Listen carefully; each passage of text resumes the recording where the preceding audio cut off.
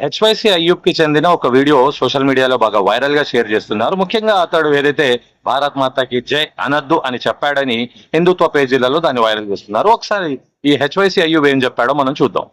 Line में है ना, चलो भाई, भारत माता की जय ऐसा मत बोलो मेरी जान। मुसलमान हमेशा आगे रहा, हिंदुस्तान पे जब भी मुसीबत आई हिंदुस्तान में मुसलमान आगे रहा। ये मत यहाँ पर रिलीजियस मत लाओ, आप लोग रिलीजियस मत लाओ। यहाँ पर हिंदू मुसलमान सब एक है।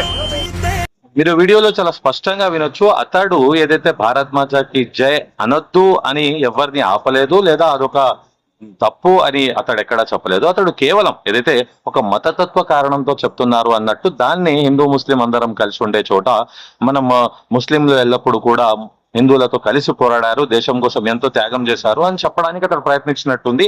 అయినా నేను అతడిని ఏమీ తప్పు చేయలేదు అని చెప్పట్లేదు. కాకపోతే ఇక్కడ చాలా స్పష్టంగా ఒక విషయం చెప్తాను. ఏదైతే భారత్ మాతాకి జై బలవంతంగా చెప్పండి అని బలవంత పెట్టేవాడు కూడా, హింసించేవాడు కూడా మతోన్మాదే. ఎవరైనా భారత్ మాతాకి జై అని చెప్పుకున్నా వాళ్ళని చెప్పొద్దు అనేవాడు కూడా మతోన్మాదే. కావున దయచేసి ఎవరెవరైతే హెచ్వైసీ అయ్యూబ్ ని ఒక మౌలానాగా, ఒక ఇస్లామిక్ స్కాలర్ గా, లేకపోతే హైదరాబాద్ వాసిగా చెప్పుకుంటున్నారో, హెచ్వైసీ అయ్యూబ్ కు హైదరాబాద్ కు ఎటువంటి సంబంధం లేదండి. అయ్యూబ్ అనే యువకుడు భువనగిరి యాదాద్రి జిల్లాకి చెందిన అతను హెచ్వైసీ అనే సంస్థ నడుపుతూ ఆ సంస్థ పరంగా ఏదైతే అతడి మీద పీడీ యాక్ట్ అయింది, చందాల స్కామ్ కేసులు, ఎన్నో ఎఫ్ఐఆర్లు ఆయన మీద ఉన్నాయి.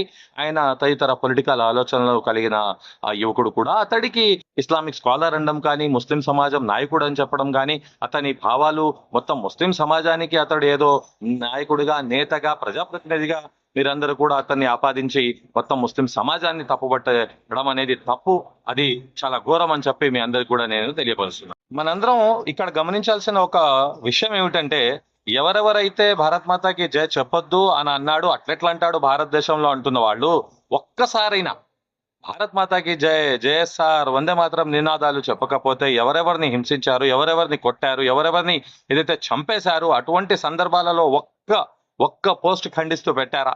అలా హింసించడం, కొట్టడం, బలవంతం చేయడం, నినాదాలు చేయించడం తప్పు అని చెప్పారా?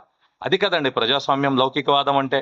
అది కదండి మనందరికి కావాల్సింది. ఒక భారతదేశంలో మనందరం ఒక్కటంటే. కావున అయ్యూబ్ లాంటి వాళ్ళందరూ కరెక్ట్ అని నేను చెప్పట్లేదు.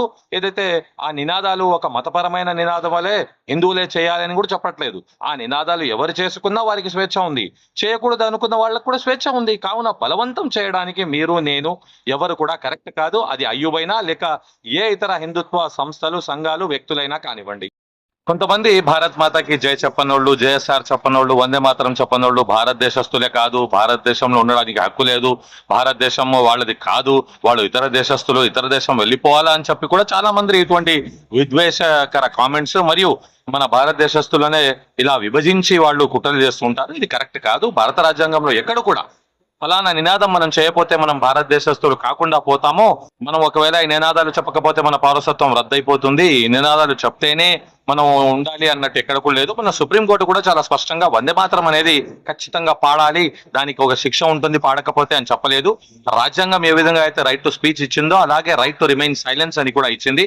కావున దయచేసి ఎవరు కూడా ఇటువంటి అంశాలలో బలవంత పెట్టి ఎవరిని కూడా వారి దేశభక్తిని శంకించాల్సింది లేదు అని మీ అందరికీ కూడా తెలియపరుస్తూ, మరిన్ని వీడియోలు, విశ్లేషణలు, అప్డేట్స్ కోసం advocate Sadiq Shaik YouTube channel ని లైక్, షేర్, సబ్స్క్రైబ్ చేయగలరు. Thank you one and all.